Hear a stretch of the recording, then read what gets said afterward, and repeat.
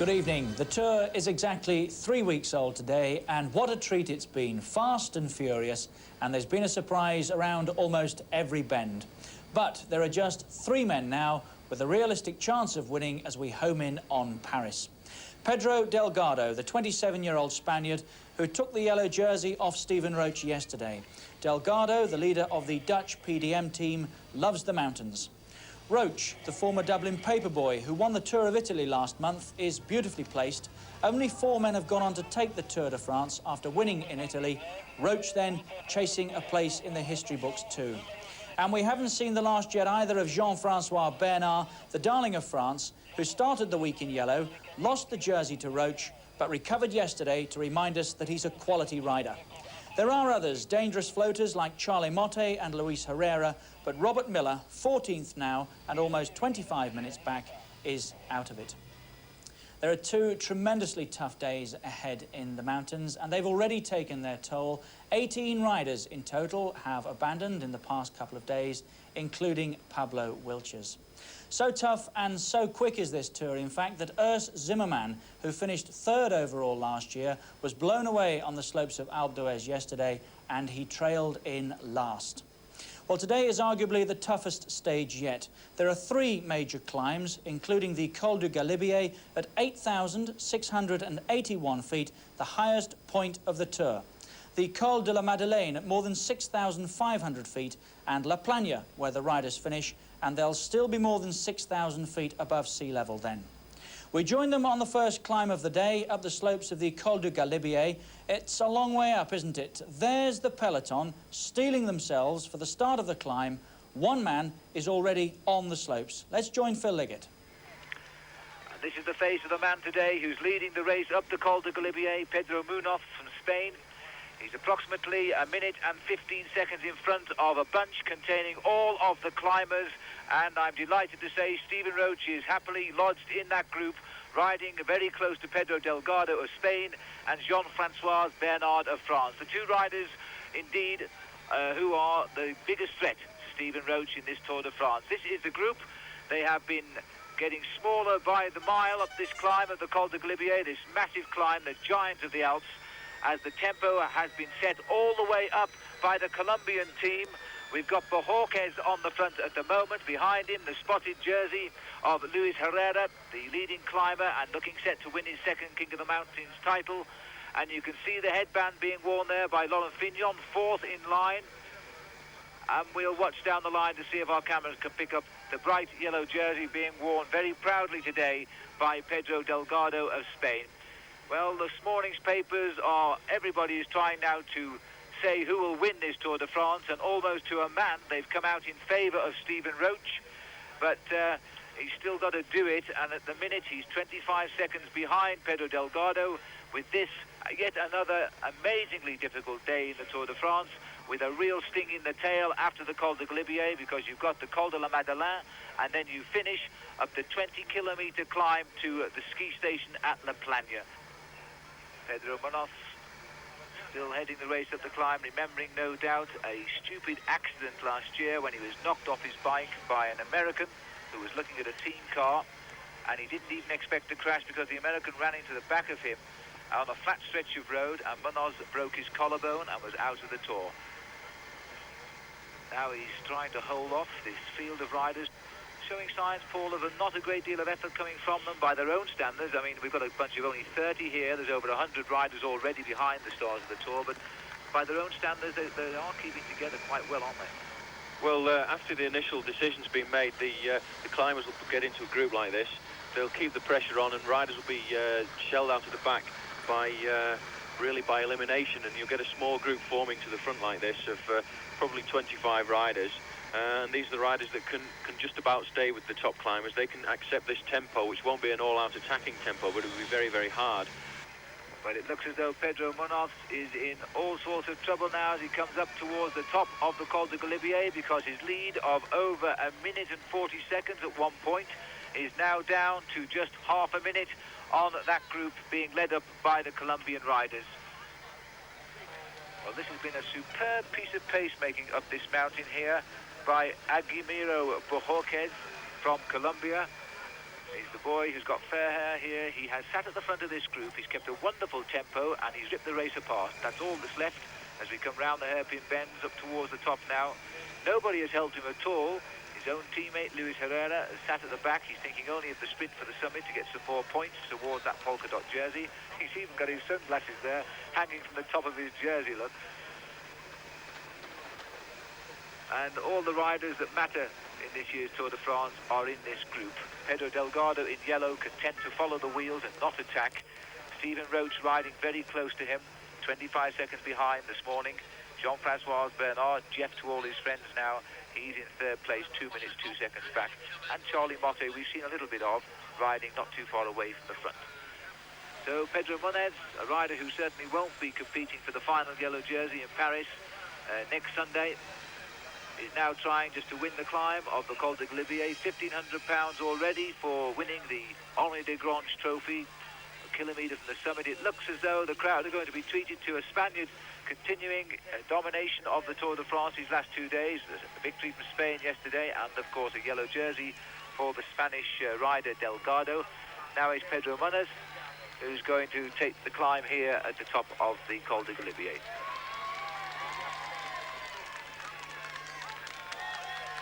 A rider, I think, who doesn't have enough confidence in his own ability, Munez. He has to feel he's got the ability, and then he can actually produce the goods. But on so many days when he should be with the leaders, should be using his ability to its most, he's lying back some 10 minutes. Now the sprint for the top. It looks like Gilles Sanders here from the CAS team, trying to get second place. He's being trailed by the Colombian Herrera on the right. Herrera now, look at the acceleration of this man. He's such a brilliant climber. The roads don't appear quite so steep on our television screens, but believe me, they really, really are. You can see here the effort being put in by Munez. That's where we are on the left of the picture. Look at the height of that peak on our drawing here of the Col de Galibier, the highest point of the Tour de France. The sun is out, but the air temperature is quite cool at the moment. And Munez is going to go over the top of this climb, I would think, with probably 5 or 6 seconds in hand, and maybe no more than that. He knows they're right on him. He keeps looking over his shoulder. There he is, over the top of the Col de Galibier. Pedro Munez deserves that one. Now the clock starts counting as the riders are almost themselves on the climb. And this is Fuerte, I think. Yes, it is Fuerte who goes over in second place. Now the newspapers come out, because the riders will snatch those papers. See, there goes one under the shirt of Gilles Sanders, and they put these papers under the jersey now. There's the yellow jersey of Pedro Delgado. Stephen Roach is also, Parrot is there. And look at that, half a minute is all they've conceded to a rider not worried about. Little Charlie Motte goes through. And the morning newspaper, Fignon, snatches one. 38 seconds down. There's Clark Killion. He's gone through as well. And these papers are keeping out the wind today, as they will now go down at some 60 miles an hour. And so, as all the riders go over the top of the Col de Galibier now, with the leaders in a nice group and on towards the Madeleine, do join us later for what is going to be a tremendous climax to this day of the Alps for the Tour de France. Welcome back. Well, it's all changed since you've been away from us. The leader, Munoz, has been caught. It's Fignon and Fuerte now setting the pace to the top of La Plana. Pedro Delgado knows that he's got to try and lose Stephen Roach somewhere on this climb. As we go back, he's got something like a minute on the Irishman. Phil. And there is the situation now. Delgado has taken a minute on the Stephen Roach group, and that's going to put him 1 minute 25 ahead on the overall classification of the race now. It's beginning to look a little bit serious for Stephen Roach. He really can't afford to lose too much time now. 1 minute behind on this climb up La Plana.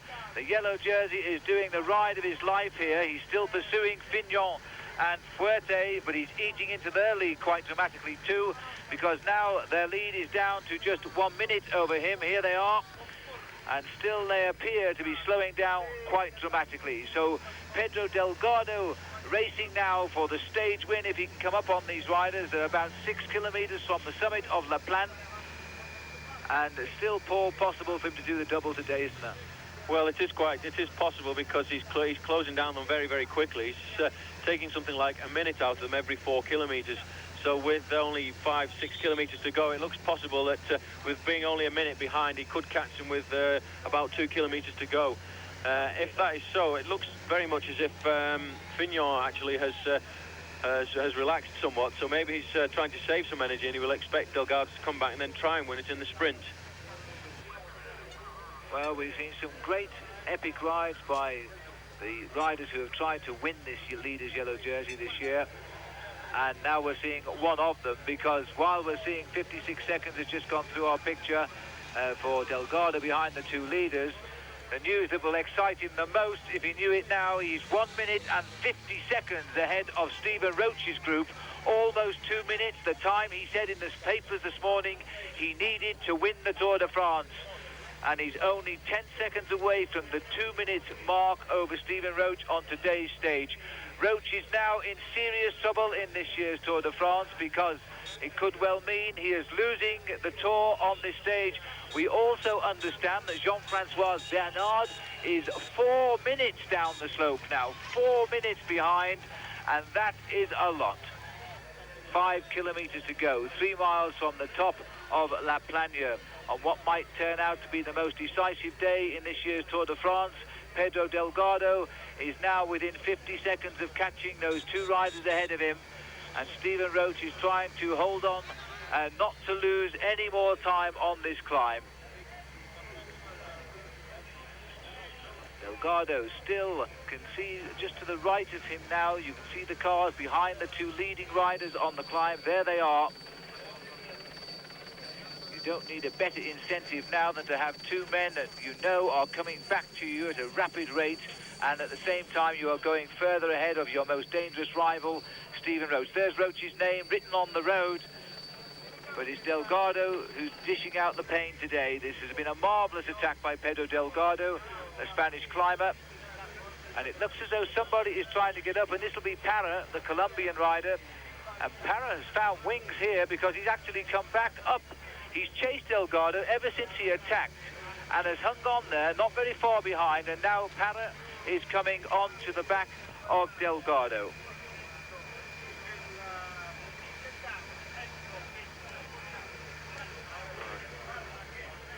So a fine piece of riding there by Parra.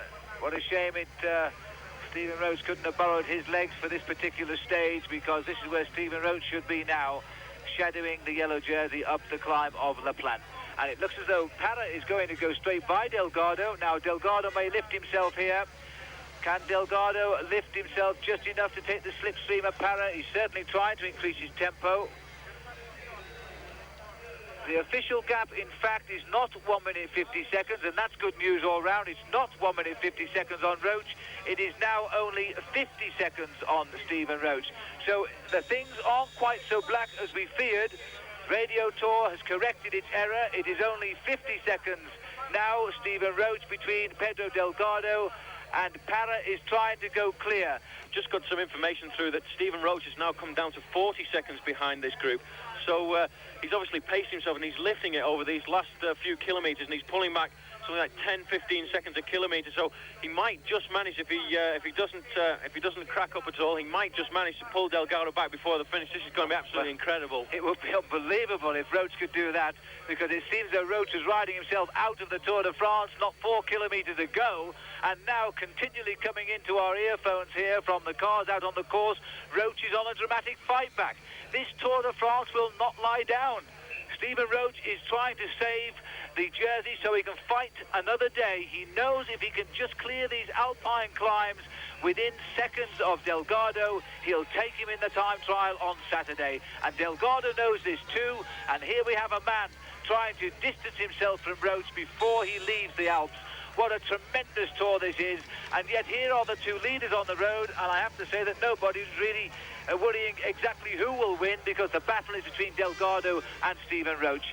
But look at this is the battle again now, and still Delgado fights on, tries to find some more strength out of the saddle. Well, the Roche group now is 1 minute and 35 seconds behind the Fignon group, but we don't know the latest gap on Pedro Delgado, who we are watching at the moment, but it does still confirm to us that Roche is coming back up the climb. As you can see, the cheers now for Pedro Delgado, the yellow jersey of the Tour de France. He really has taken this race. He's given it his all.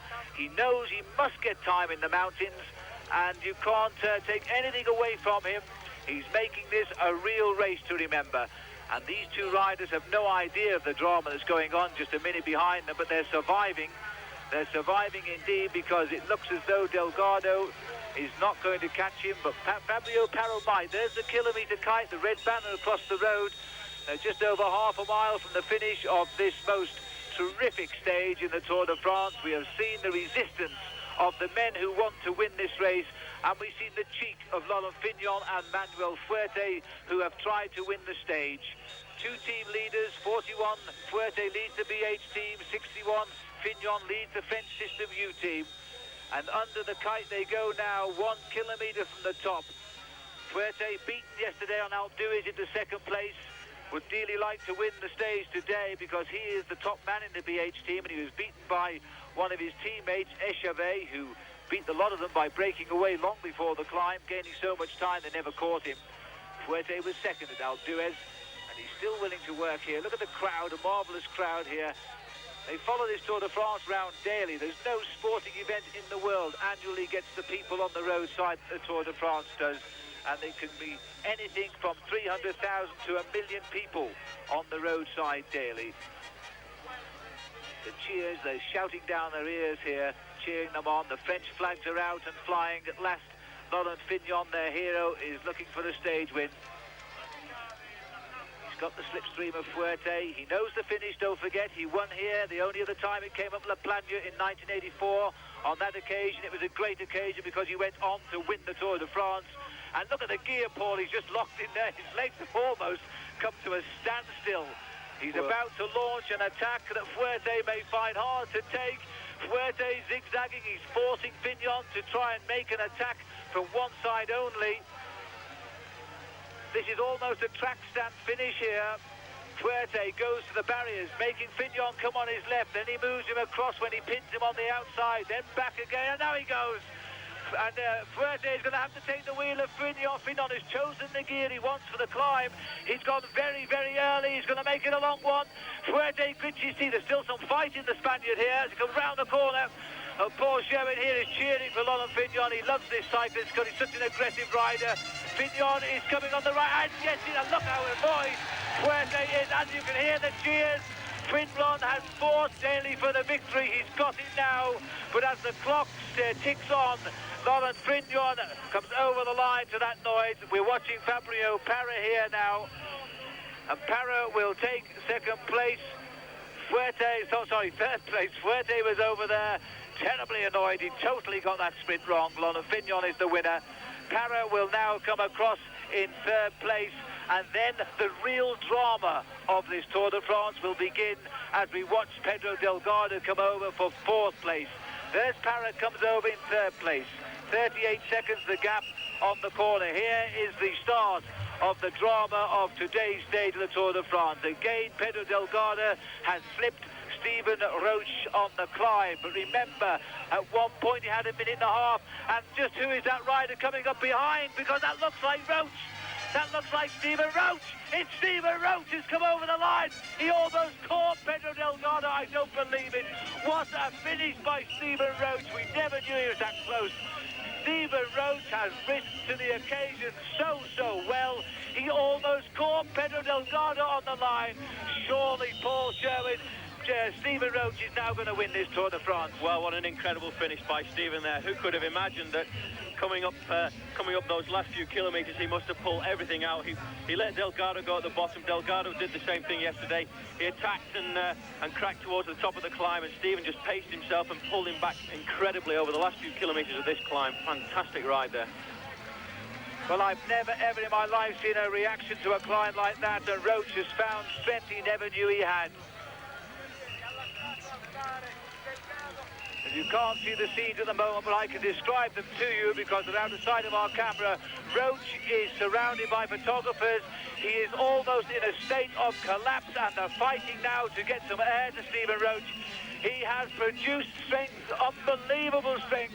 Roche is being held up by the doctor.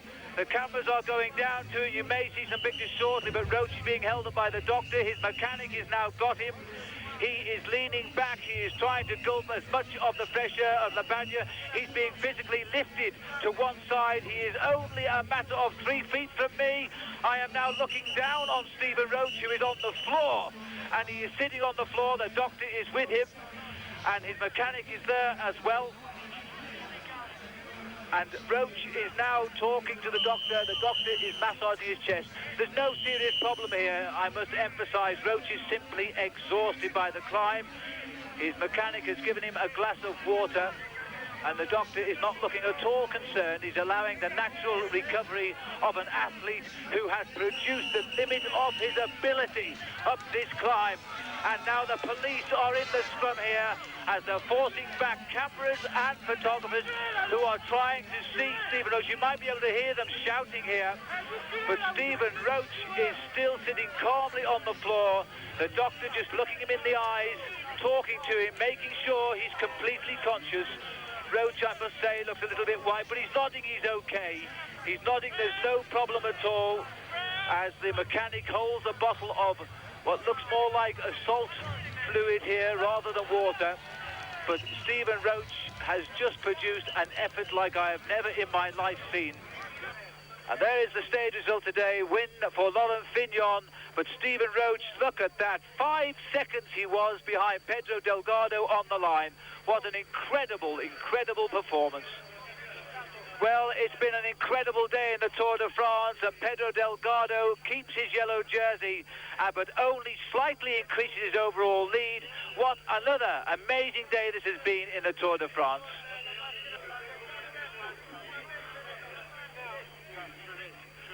And there is Stephen Roach receiving oxygen on the floor. This has been some 15 minutes now since Roach finished, but it does appear that at last he is beginning to come round. There have been the most dramatic scenes I think I've ever seen in the Tour de France here, because Stephen Roach has been lying on the floor for a quarter of an hour with literally hundreds of photographers trying to crowd in on him, and the police have now at last managed to get a control of the situation. What a day, and what an effort by Stephen Roach, who we thought was out of the Tour at one stage. In the event, he lost just 4 seconds to Delgado. There's no change in the top 5 names. It's Charlie Motte, Bernard and Herrera after Roach. Well, what on earth is going to happen next? I'm not sure that I can take too much more. Roach, incidentally, left the top of the mountain tonight in the back of an ambulance with his thumbs up, waving and shouting at journalists, "I'm all right." We've witnessed tonight, you know, one of the great sporting recoveries in every sense. Good evening. Here is the start of the drama of today's stage of the Tour de France. Again, Pedro Delgado has slipped Stephen Roach on the climb. But remember, at one point he had a minute and a half. And just who is that rider coming up behind? Because that looks like Roach. That looks like Stephen Roach. It's Stephen Roach who's come over the line. He almost caught Pedro Delgado. I don't believe it. What a finish by Stephen Roach. We never knew he was that close. Stephen Roach has risen to the occasion so well. He almost caught Pedro Delgado on the line. Surely Paul Sherwood, Stephen...